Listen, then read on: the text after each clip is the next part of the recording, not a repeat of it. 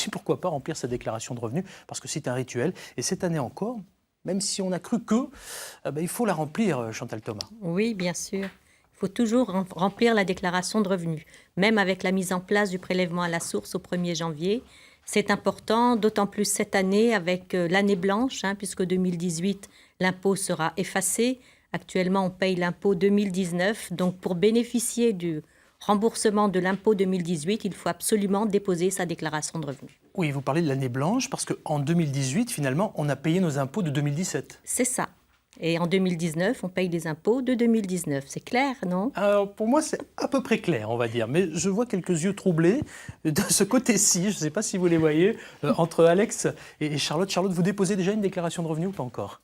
Non, pas encore. D'accord, toujours sur vos parents. Et vous, Alex? Oui, et moi j'ai fait ma déclaration et j'avoue que on a eu un dilemme qui nous a tenu pendant quelques temps de savoir si on était en train de déclarer les impôts pour le taux d'imposition 2020 sur les revenus 2019 ou non, c'était l'inverse, revenus 2018. Enfin bon, vous voyez bien. C'est ça, oui, on parce était que un peu perdu. En 2018, on a payé 2017.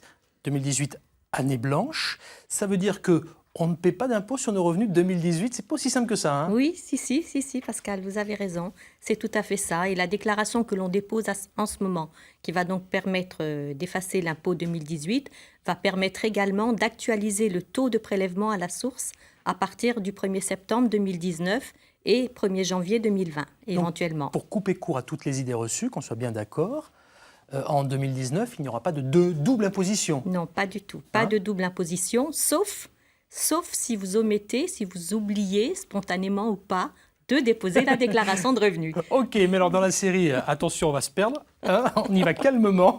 En 2019, on déclare lesquels? Ceux de 2019, ceux de 2020 ou ceux de 2018? En 2019, on va déclarer les revenus 2018, comme on le faisait jusqu'à maintenant. D'accord.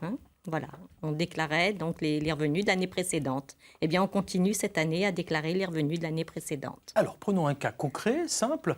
Vous qui êtes avec nous, vous vous dites, bon, ils sont tous très gentils, mais moi, je n'ai pas reçu ma déclaration papier dans ma boîte aux lettres. Est-ce que c'est normal, Chantal Thomas? Oui, c'est normal parce qu'elles sont toujours en cours de distribution jusqu'à la fin de la semaine. Ça dépend des départements.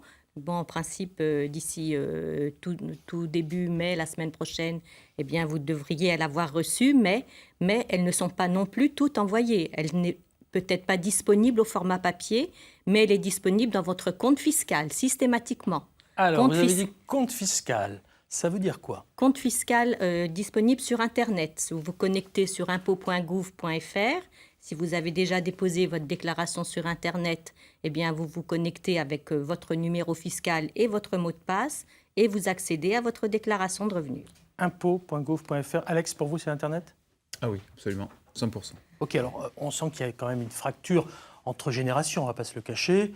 Mon papa qui a plus de 80 ans, vous aurez un peu de mal à l'emmener sur Internet, voyez-vous. Dans ces cas-là, qu'est-ce qu'on fait concrètement, Chantal? Eh bien, dans ce cas-là, on peut toujours déposer sa déclaration papier. L'administration est compréhensive. Sinon, si votre papa il a un fils compréhensif, il peut aussi déposer la déclaration pour lui Bon, sur Internet. Plus sérieusement, il y en a peut-être qui sont avec nous ce matin et qui se disent d'accord, très bien, j'entends ce que vous me dites, sauf que moi j'ai un petit peu de mal à me déplacer, je ne peux pas aller remplir ma déclaration. Est-ce qu'il y a, je ne sais pas, une ligne de téléphone ou quelque chose, un bon plan?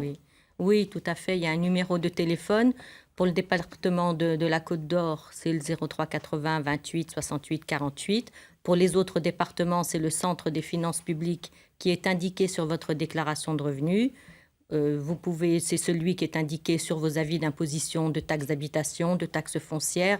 Donc, vous pouvez retrouver... C'est le même numéro de téléphone. C'est le même numéro. Donc, vous pouvez avoir les informations. On vous accompagne pour déposer sur Internet. Si vous ne pouvez pas, soit vous n'ayez pas l'accès au numérique, soit que vous soyez un peu hermétique à l'informatique. Après tout, ça existe aussi. Bien sûr, et puis il y a une question de génération voilà, aussi. Absolument. Ce n'est pas forcément très évident, faut pas se le cacher. Tout à fait. Donc, la déclaration papier est tout à fait admise. Et vous n'aurez pas de pénalité si vous déposez papier. Concernant cette fameuse déclaration, alors qu'elle soit papier ou Internet, est-ce qu'il y a des nouveautés pour cette année 2019, Chantal? Eh bien, la nouveauté, il n'y a pas eu beaucoup de nouveautés législatives. Simplement penser à compléter justement les revenus exceptionnel lorsqu'il y a des revenus exceptionnels Qu'est-ce qu'on en entend 2018. par revenu exceptionnel? Alors, par définition, le revenu exceptionnel, c'est un revenu qui n'est pas susceptible d'être reçu chaque année. Donc, ça peut être une prime exceptionnelle de départ à la retraite, une prime d'intéressement, ça peut être d'autres revenus qui sont des loyers, par exemple, perçus en retard ou Un des héritage? arriérés. Non, parce que l'héritage, ça rentre dans une déclaration de succession, ça ne rentre pas dans la déclaration de revenus. Donc, un revenu qui n'est pas susceptible d'être perçu chaque année. Donc, et ces revenus exceptionnels, ils doivent être portés sur la déclaration de revenus. Donc, vous avez ces nouvelles rubriques cette année. Oui, parce qu'on fait une petite parenthèse, on confond souvent la déclaration d'impôt et la déclaration de revenus. Déclaration d'impôt, ça n'existe pas. C'est déclaration de revenus, c'est déclaration de plein de choses.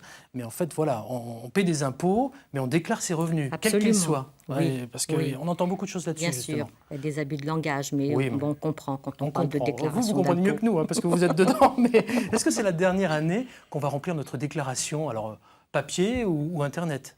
Et non, parce que le prélèvement à la source est une réforme du recouvrement, ça n'est pas une réforme de la fiscalité. Donc ça ne changera pas pour le dépôt de la déclaration de revenus. Lorsqu'on annonce que la déclaration de revenus papier c'est terminé pour une frange très minime de la population. Hein. Ça concerne 5 millions de Français sur 37 millions de foyers fiscaux. Donc vous voyez que ça réduit un petit peu la voilure, si je puis dire.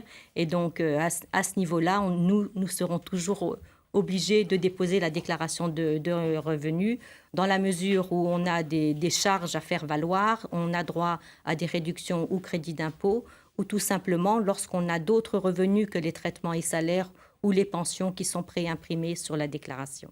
En tout cas, depuis le début de l'année, on est bien d'accord, il y a une réforme de collecte de l'impôt, mais rien ne change. On doit toujours remplir sa déclaration de revenus et les règles de calcul sont identiques.